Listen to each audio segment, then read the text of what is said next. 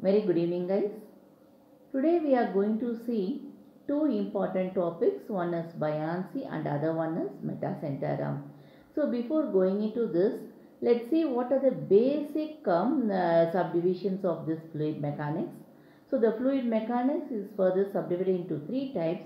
One is fluid statics, and other one is fluid kinematics, and third one is fluid dynamics. So what is fluid statics? From the name itself you will be able to identify that if we are studying the fluid in static state, that is static state means it is not in movement, or we can say it is at rest. So if we study the behavior of this fluid in rest, okay, or if we say that we can analyze the fluid under static condition, that is it will not be under movement, then such branch of science is called as fluid statics. And what is fluid kinematics is, suppose if we study the fluid mechanics, when the fluid is in motion, that is when it is in movement. But here also we consider only the geometry of the movement, and we are not considering the effect of the force on this fluid kinematics. Okay, that means here we are going to analyze only the fluid under the motion, but we will neglect the effect of pressure force. Okay, so this branch of science which deals with the study of the fluid in movement without considering the pressure forces, that is said to be if you have fluid kinematics. So if we study this fluid mechanics, or if we study the behavior of the fluid in movement or in motion along with the consideration of the effect of pressure forces, then it is said to be a fluid dynamics. Okay, so here this fluid mechanics is further subdivided into three types. So we have seen just now. One is fluid statics, that is with the study of this fluid mechanics or the study of the behavior of the fluid at rest, then it is said to be fluid statics. And study of the behavior of the fluid in movement without considering the pressure forces is said to be fluid kinematics. And fluid dynamics is the study of movement of the fluid along with the consideration of the effect of the pressure forces. Okay, that is said to be fluid dynamics. And here we are going to see the different types of fluids also. So this fluids, normally we have seen that fluids will be classified into gases as well as liquids. Okay, and in this we are more oriented with that only of the liquids. Okay, and here this what are the types of fluids we are going to see here. It is only with respect to the liquids. Okay, so we have ideal fluid, real fluid, Newtonian fluid, non-Newtonian fluid, ideal plastic fluid, incompressible fluid, and compressible fluid. So these are the various types of fluids. We will see this one by one. So what is ideal fluid? From the name itself you will be able to see.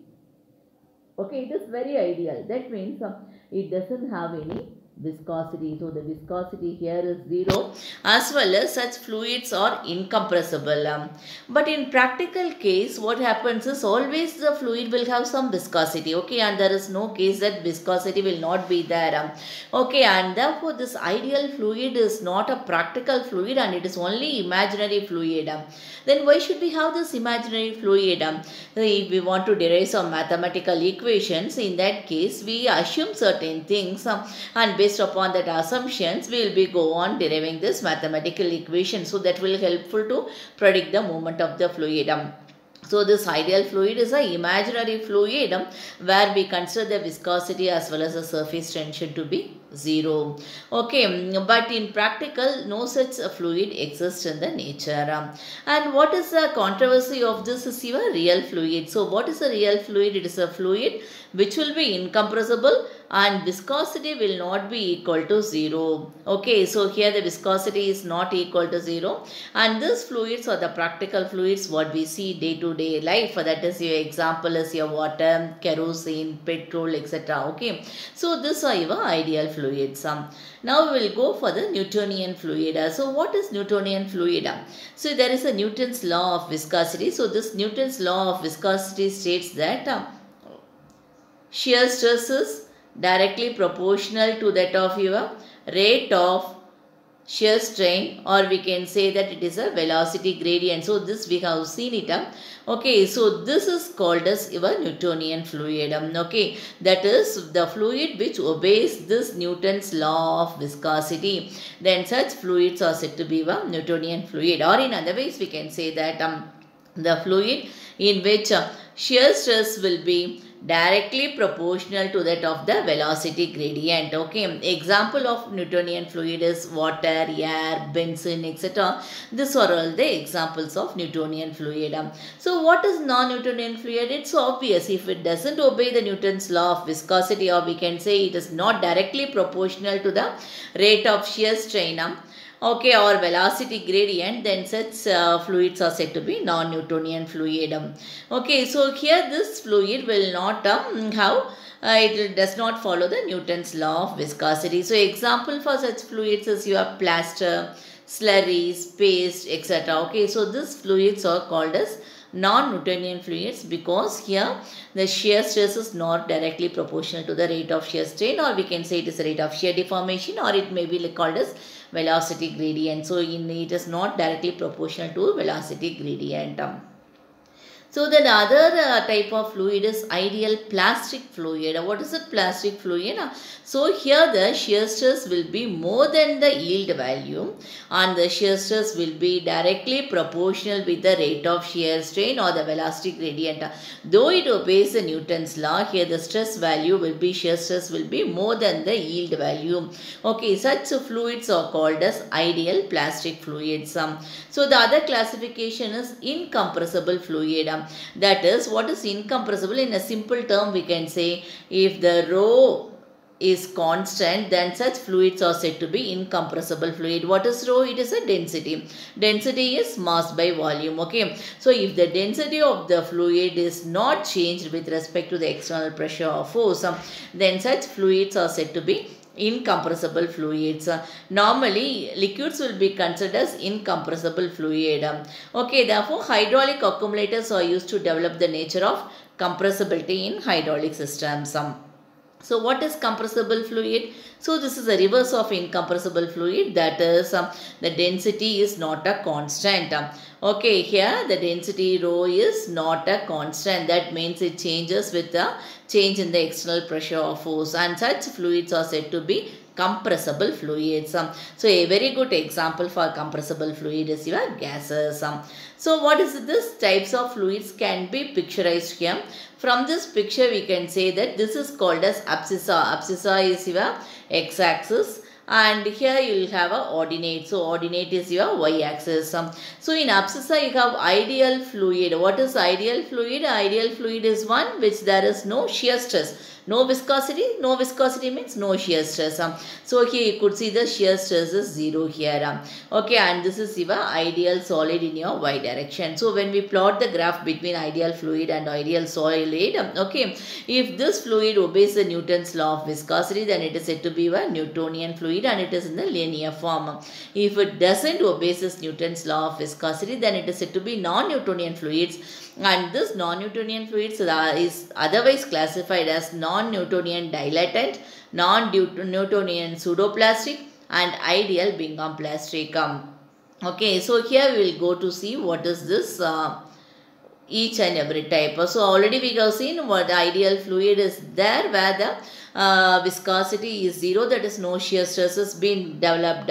But this is a hypothetical fluid, that means it doesn't exist in the nature. Okay, all fluids in reality they will be having viscosity which is greater than 0. Okay, under certain situations of very high velocity flows of viscous fluids, an accurate analysis of flow field away from a solid surface can be made from the ideal flow theory. That's why we are going with this ideal flow. Okay, and what is this real fluid is? If the real fluid is which has viscosity, that is said to be real fluid, or we can say mu is greater than 0. And non-Newtonian fluids and Newtonian fluids, we have seen that, okay, if the fluids doesn't obey the Newton's law of viscosity, then it is said to be non-Newtonian fluid, and if it obeys it, it's said to be a Newtonian fluid. So here, as I already seen in the graph, the abscissa shows the behavior of the ideal fluids, okay, where the shear rate of shear deformation is always 0. And the ordinate will be representing the ideal solid, for there is no deformation rate under any loading condition. Okay, so here, these non-Newtonian fluids are further classified into 3 types as we saw in the diagram. One is pseudoplastic, dilatant, and Bingham plastic.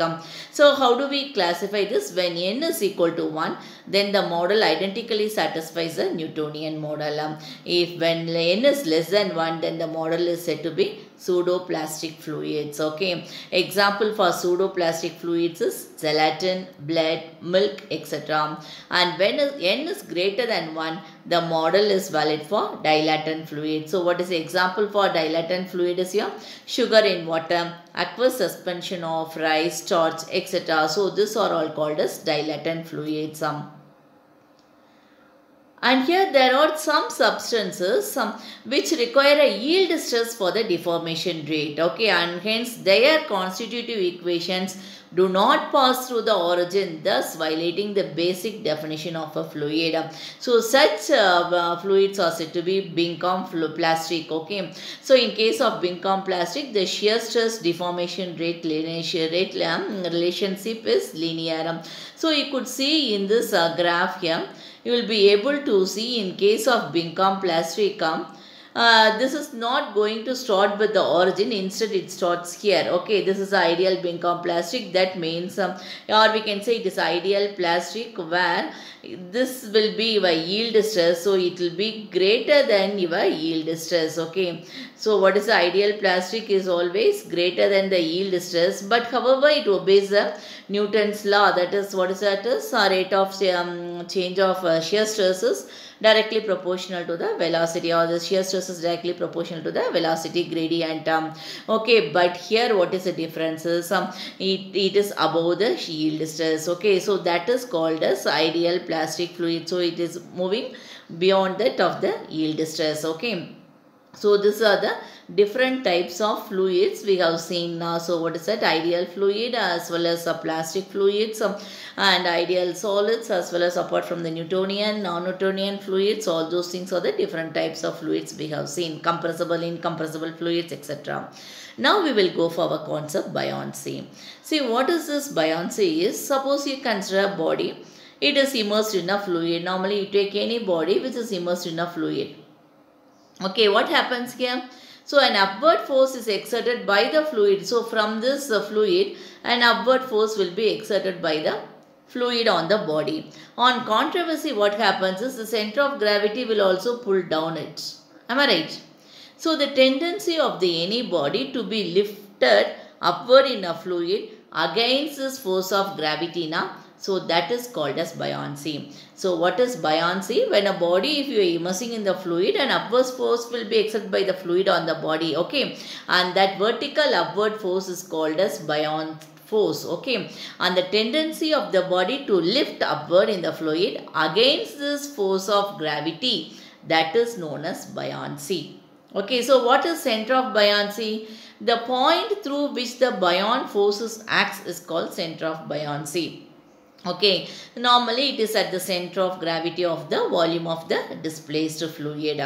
Okay, so here we have this buoyancy works on the Archimedes principle. What is this Archimedes principle? So the Archimedes principle states that buoyant force on a submerged body is equal to the weight of the liquid displaced by the body, and it acts vertically upward through the centroid of the displaced volume. Okay, so this is the Archimedes principle. That is, it's in a simple term we can say the buoyancy force is what is said, the buoyancy force is just equal to that of the volume of the fluid that has been displaced, or we can say that the volume of the fluid displaced by the floating body is just enough to balance the weight of the body. Okay, thus the net weight of the submerged body is reduced from its actual weight by an amount that equals the buoyant force. And this is the case of a buoyant force on a submerged body. Suppose if it is a partially immersed body, in that case the buoyant force of partially immersed body is equal to the weight of the displaced fluid. Okay, so what is the weight of the displaced liquid? Therefore, the buoyancy force depends upon the density of the fluid and the submerged volume of the fluid body. For a floating body in static equilibrium and in the absence of any other external force, the buoyant force must balance the weight of the body. So remember that in case of static equilibrium, that too for a floating body, in the absence of any other external force, it is necessary that the buoyancy force must balance by the weight of the body. So here we'll see a stability of a floating body. So you can, the better example is your cone, which also depicts the stability of a floating body. Here you could see that this is the first position of the cone which has been kept. So from this you will be able to know this cone is stable. So what is stable? Even now, okay, it will not move it from its, even if it's given some little angle tilt also, it will be able to come back to its original condition. That is your stable. It will not come, it will not change its, position. What is unstable? Unstable means it will be moving to some other direction, okay. So that is it will not be able to return back to its original position. And neutral is in between these two, okay. So here this you could see from this cone, we will be able to find out when the cone is kept at this position A, when that the cone is in stable position. But whereas in B, just if we give an inclination, what happens? It will fall down. So it will change from its original position. And C is, what is that? It is a neutral position. Okay, so this could be, that's the stability of the body, can be easily understood by keeping a solid cone. Okay, so the stability is very close to the center of gravity of the plane on which the object is resting.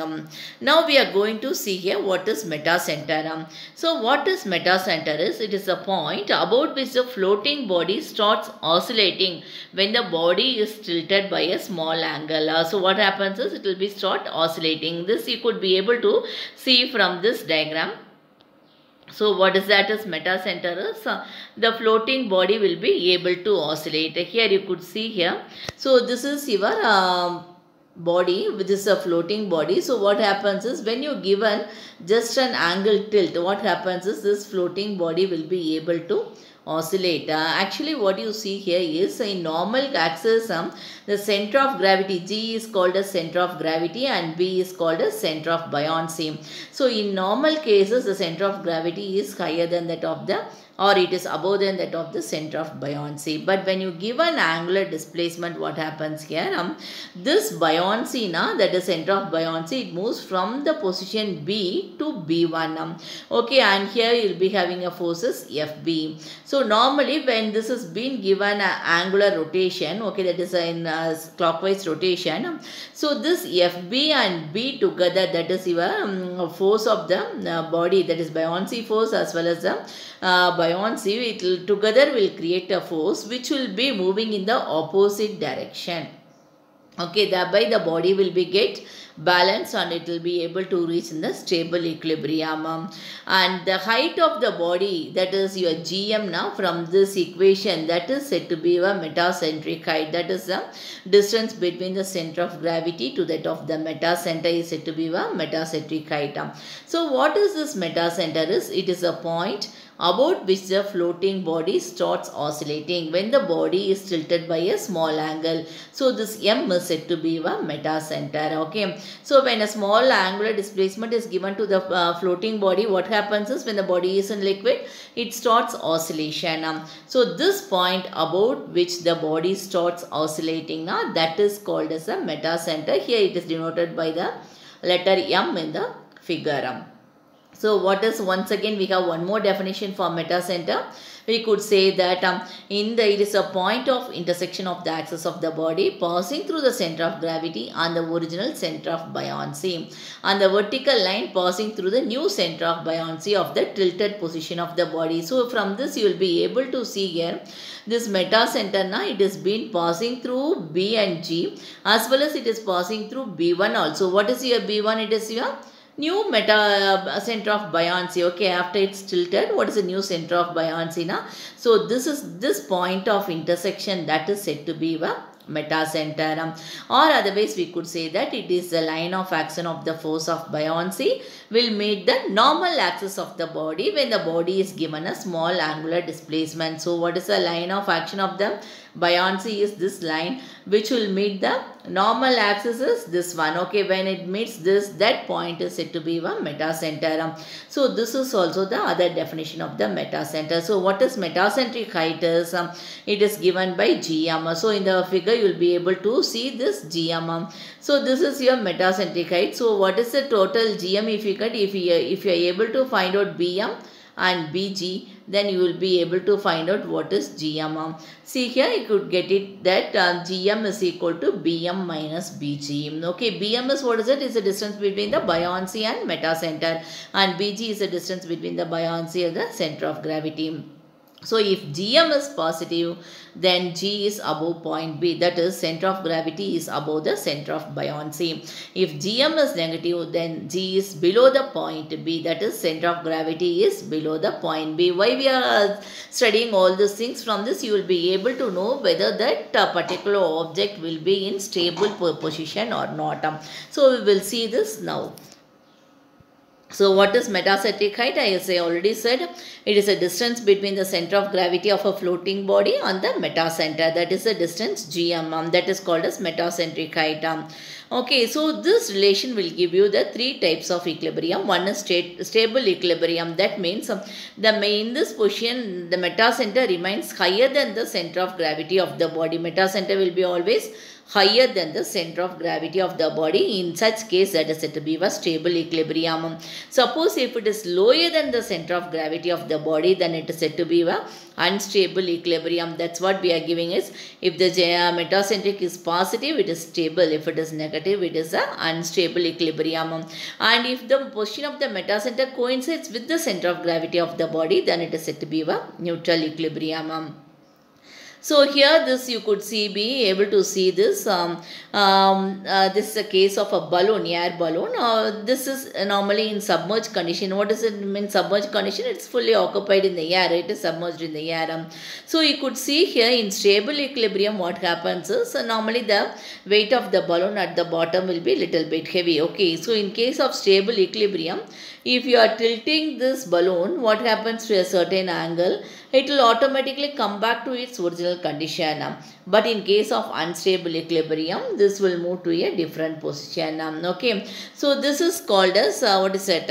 It is a different states of equilibrium. So here what is in case of stable equilibrium, what has to be, what is happening here is when W is equal to Fb, what is W? It is the weight of the balloon, okay, that is acting in the downwards. If it is equal to the buoyancy force Fb and point B is above G, that is point B is above G is what is point B? B is the center of buoyancy, is above the center of gravity. Then such cases will be stable equilibrium. Then what happens in unstable equilibrium? Here also W is equal to Fb only, but here point B is less than C. Okay, so it is below C. From this diagram you will be able to see that here the point B is below the C. But here in case of your stable equilibrium, you could be able to see that point B is above G. Okay, so if the point B is above G, that is center of buoyancy is above the center of gravity, then it is your stable equilibrium. If it is on the reverse side, if the center of gravity is above center of buoyancy, then it is said to be an unstable equilibrium. And if both coincides at the particular point, then it is said to be a neutral equilibrium. So this is the case of a air balloon. So if it is an equilibrium of a floating body, so what happens here? What is the metacentric height? In floating body also we have this three equilibrium on a stable, unstable and neutral equilibrium. What is that is, if you are giving a small angular displacement, if the body is able to return back to its original condition in spite of due to the internal forces, then that equilibrium is said to be a stable equilibrium. Okay, so the object will be, in this case, center of buoyancy will be above the center of gravity. Okay, so what is it happens? As soon as the force is removed, the body will be tend to return back to its initial position. Okay, here the point M is above the point G. That is in case of stable equilibrium. So in case of unstable equilibrium, when the load is being removed, the body will not be able to come back to its original condition. Okay, so this small disturbances from the equilibrium position will create a destroying couple, which will turn the body away from its original position. That is what is that is. Here you will be able to see in case of this fluids. Okay, in case of the fluid, I will just show with a diagram. See here, in case of your equilibrium condition, that is stable equilibrium, Normally, when a tilt is giving, when a disturbing couple, when a disturbing force is given, couple is given, what happens here? With this buoyancy position will be moving to B1. From B it will move to B1, and here the force of the buoyancy will be FB. So this position at this FB now, it will create a couple which will be moving in the opposite direction. That's why the body will be able to come back to its original condition. But in case of unstable equilibrium, though this point is moving, that is B is moving to B1 and FB is also B here, but here this is not going to create a couple or create a movement in the opposite direction. Instead, it is going to create the movement in the same direction along which the force is being applied. So what happens here? It's an extra force that is applied, so automatically the body will be get overturned. Okay, so this is an easiest case where you could be able to find out what is stable equilibrium, what is unstable equilibrium, and what is neutral equilibrium. Okay, so in case of unstable equilibrium, any disturbance from the equilibrium position will create a destroying couple which will turn the body away from its original position. So in this case, the point M is below G. See, normally in case of meta center, what you guys found out, that GM, that is M is above the G. But in case of non-stable equilibrium or unstable equilibrium, here you will be able to find out M is below G. Okay, that is your meta center is below the center of gravity. And in case of neutral equilibrium, the body will be remains at rest in any position and no net force will turn to the body. Okay, tends to return the body to its original state or drive it further away from the original position. Okay, the point M is at G, then it is said to be a neutral equilibrium. That is, if the meta center is coincides with that of your center of gravity, then it is said to be a neutral equilibrium. So here, what is the important points we have to know? It is the force of buoyancy FB is equal to the weight of the body W, and center of gravity is above the center of buoyancy in the same vertical line for the case of stable equilibrium. And the center of gravity remains unchanged relative to the body, but it will not be practical in all cases. Why? Because where some cargo is there, it may be shifted because of the angular displacement, because the cargoes used to take heavy weights. So it will be shift due to angular displacement. Okay, and during the movement, the volume immersed on the right hand side increases while that on the left hand side decreases. Therefore, the center of buoyancy moves towards the right to its new position B1. That's what we have seen in the diagram. Okay, so from this diagram we will be able to see the distance of meta center above G along the line BG is known as metacentric height GM, which can be written as GM is equal to BM minus BG. Therefore, for a floating body, the stability is not determined only by the relative position of B and G. It is also relative position of M and G is also required. What is B? B is your center of buoyancy and G is your center of gravity. And apart from that buoyancy and gravity, we should also know the position of meta center also, center of meta center as well as the center of gravity. Hence, the condition of the stable equilibrium of a floating body in terms of metacentric height, just we are summing it up here. So, that is GM if it is greater than 0, that is in terms of M is above G. Okay, then it is said to be a stable equilibrium. If it is M is coinciding with the G or GM is equal to 0, then it is a neutral equilibrium. If GM is less than 0 where M is below G, then it is said to be a unstable equilibrium. So, the angular displacement of the boat or ship about its longitudinal axis, that is called as rolling. Suppose if this angular displacement is taking place in case of transverse axis, then it is called as pitching. Okay, so if the angular displacement is done with the help of about its longitudinal axis, it is said to be rolling, and if this angular displacement is done with respect to transverse axis, it is said to be pitching. So this floating bodies where what is if it contains liquids. Okay, if the floating body carries a liquid with a free surface, it undergoes an angular displacement. The liquid will also move to keep its free surface horizontal. Okay, thus not only the center of buoyancy will move, but the center of gravity of the floating body will also get moved in the same direction as the movement of B. Hence, the stability of the body will be get reduced. That's why the reason the liquid which has to be carried in the shape is put into a number of separate compartments so as to minimize its movement within the shape. Okay, and when we very particularly when we want to carry oil etc., we will not carry in a single container. Instead, we will put it in a different separate compartments so that when there is some angular displacement, it will be keeping the center of gravity to certain extent to be stable, but it cannot be assured for the complete stable here. Okay, so this is a floating body and this is a tilted body. So here we are going to see them. What is the experimental method for determination of metacentric height? See, in case of floating body, you could see that center of gravity is more than that of the center of buoyancy. Okay, and here the center of metacenter is more than is above the center of gravity in case of tilted body, and the new buoyancy position will be from B, it will be shifted to B1. So what is this X means? X is the load that is being applied. Okay, for this tilted. Okay, so this is a load that is applied, and from this we will be able to see what is W. W is the weight of the vessel, that is including W1, and M is a metacenter, B is the center of buoyancy, and BM is the distance between the center of buoyancy as well as the metacenter. So what is the equation here is, normally what is moment? Moment is load into distance.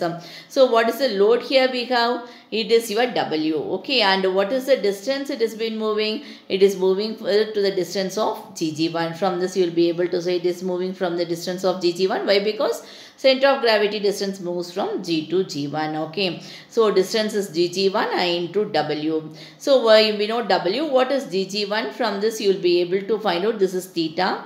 Okay, so here just a second, here this is a t theta. So in case of theta, what is that? Opposite side by hypotenuse is your sin theta.